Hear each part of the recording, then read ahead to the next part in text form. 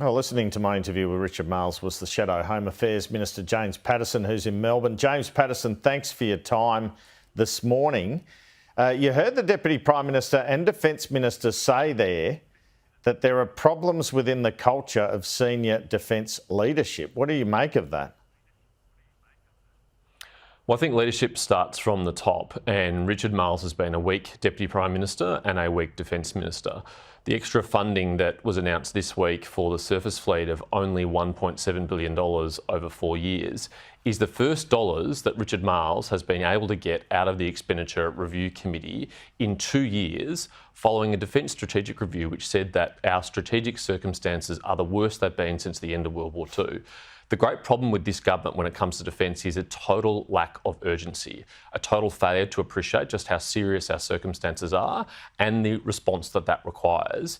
And this is just what we've come to expect from Labor in office when it comes to defence. You'll remember the last time they left office, they left defence spending at 1.38% of GDP, the lowest level since the 1930s, and the previous coalition government had to rebuild that back up to 2%. Unfortunately, when it comes to Richard Marles and defence. So he would say, Mr Patterson, he would say we're taking it from 2.1 to 2.4% of GDP now. That's a fair point, isn't it? I'll believe that when I see it, Andrew, because Labor often promises a good game when it comes to defence but fails to deliver. How can you say seriously, if these are the most dire circumstances in the end of World War II, that only $1.7 billion over the next 4 years is going to be enough? I'm not paying Richard Marles on what he says he's going to do in the 2030s and 2040s. We have an urgent task right now in the early 2020s. And for some of these new capabilities which he's ordered not to arrive unless this government serves 30 years in office is just ridiculous when the task is so urgent now. I mean, we could have conflict in our own region in the next 5 years, and you don't have to take my word for it. That's what Angus Campbell says. That's what Kevin Rudd says. That's what a whole range of people say. And yet we are just meandering along at a leisurely pace, like business as usual policies are going to be enough. All right, what about this, what he said about the problems with the culture of senior leadership in defence? I mean, that seems pretty extraordinary from a minister, doesn't it? Well, it seems like a public vote of no confidence in his own department and the military leadership of our defence forces, and that's a deeply disturbing thing. I mean, this minister is responsible for extending the term of the Secretary of the Department. This minister is responsible for extending the term of the CDF. If he doesn't have confidence in them, he shouldn't have done so. If he does have confidence in them, he shouldn't publicly undermine them by saying that. Let's talk about his trip to Indonesia. Do you concede that's a positive move after an asylum boat came on our shores, that was discussed? Absolutely. It is very important that we work hand in glove with the Indonesians, who are our most important partner when it comes to combating the people smuggling trade. It was thanks to their help and assistance that the Abbott government first was able to stop the boats and get that horrible trade under control and stop it.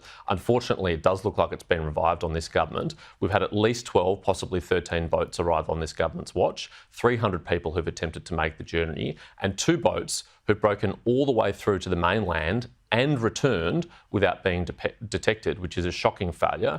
And no surprise when maritime surveillance is down at 20% in terms of the aerial surveillance and 12% in terms of the on-water surveillance.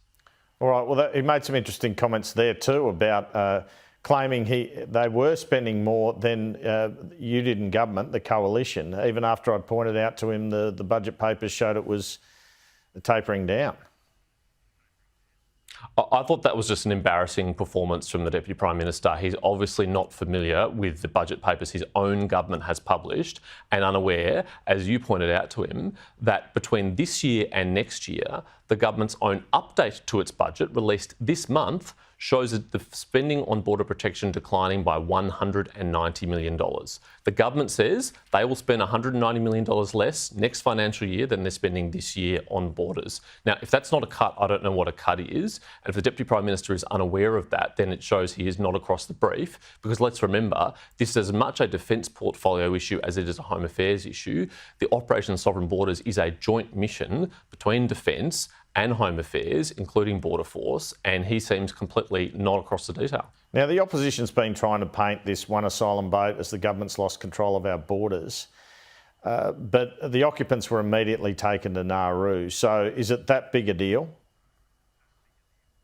I think it is a big deal, Andrew, when 2 boats in 3 months make it to the Australian mainland and leave again without being detected. I mean, this is virtually unheard of in the last decade of border policy, and it is a shocking failure of our maritime surveillance operations. You should not be able to get to the Australian mainland, drop people off and return without being detected.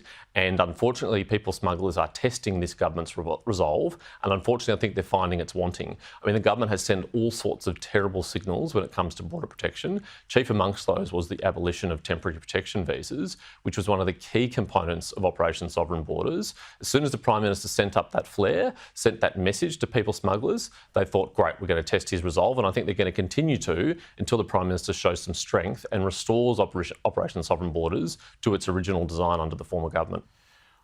I wanted to ask now about this Dunkley by-election, which occurs obviously this Saturday in your home state. Can the Liberal Party snatch the seat?